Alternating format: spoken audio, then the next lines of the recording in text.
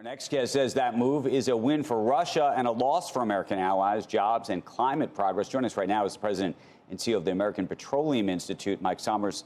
Good morning to you. We spoke to her last week, as you saw, about this issue. A lot of folks in the industry have been critical of this decision and have suggested that this does very little and, in fact, may ultimately make things turn around. Have you had conversations with her about this? We've had multiple conversations with the administration about this, and we're very concerned about this announcement. As you know, investment goes where it's welcome. And unfortunately, the administration's decision, I think, is going to push investment away from the United States into other countries. This is a decision that's bad for consumers, it's bad for American national security, and it's certainly bad for American allies.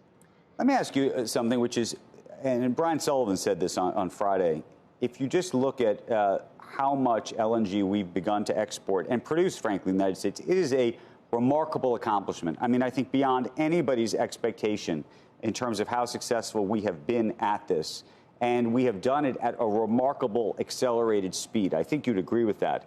Is there any argument that you could come up with that says, you know what, we should figure out how we're doing this, what's the right strategic approach to this, how we should think about exports, all of that? I mean, is there any part of you that says this has gone so fast, so quickly, that a pause of some sort would be necessary? Or do you believe a study is even necessary? Well, let's put some numbers on it, Andrew. The fact of the matter is that the United States exported more LNG than it has in the history of time in 2023, and natural gas prices actually went down 63%. So the fact that the administration is putting this in economic terms, when we all know that this was a political decision to appease a part of their political party's base in an election year, that is the real reason why they're doing this. The benefits to American LNG are great. From an environmental perspective, we're exporting American environmental progress to the rest of the world. From a national security perspective, it allows America to present American soft power to the rest of the world, to provide them with the energy that they need during times of need. And finally, it's good for American consumers, because when we have more markets, that means there's lower prices for American consumers as well, because we have more production.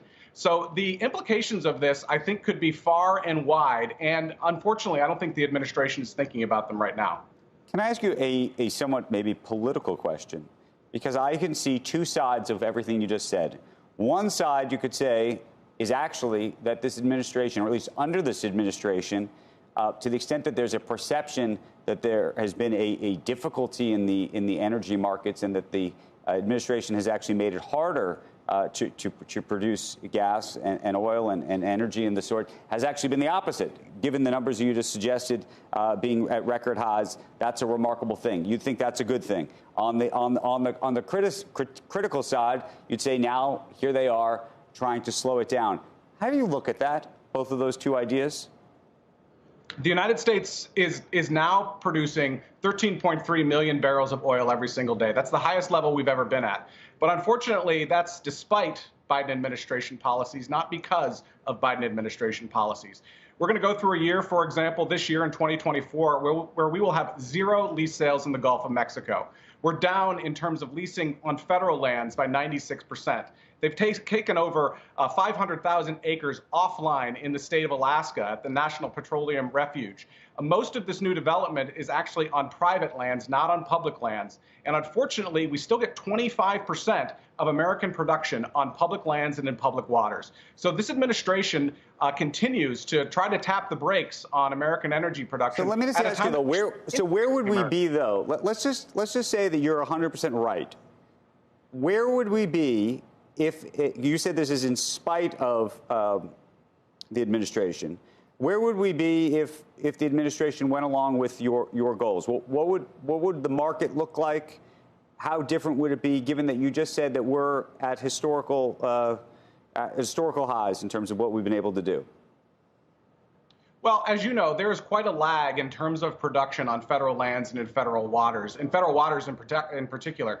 And in fact, there's some, at least in the Gulf of Mexico, that's been operating since the Reagan administration. But those investments aren't being made today, which means that we're sowing the seeds for an energy crisis in the future because we're not making those investments here in the United States. And it's not that those investments aren't being made. It's just that they're not being made here. We're going to see continued production throughout the world because world energy demands are going to continue to grow. In fact, IEA suggests that energy demands are going to go up by 50% by 2050 because we're going to have 2 billion more people. And our kids are going to be using a lot more electricity than we use. So we need to get it from the United States, where it's produced safest and in the most environmentally responsible manner. I'm here in Europe today. Europeans who have depended on American LNG over the course of the last few years because of the Russian invasion are scared to death about what the future holds if this administration decision on LNG goes forward. Mike, final question for you. One of the questions I asked Jennifer Granholm was the idea of can you walk and chew gum at the same time, which is to say, could you conduct this study, if you will, at the same time that you leave some of these things open, so you don't take a pause per se, but then at the end of the study, perhaps you do make some decisions, and maybe those would be hard decisions. Would you support that?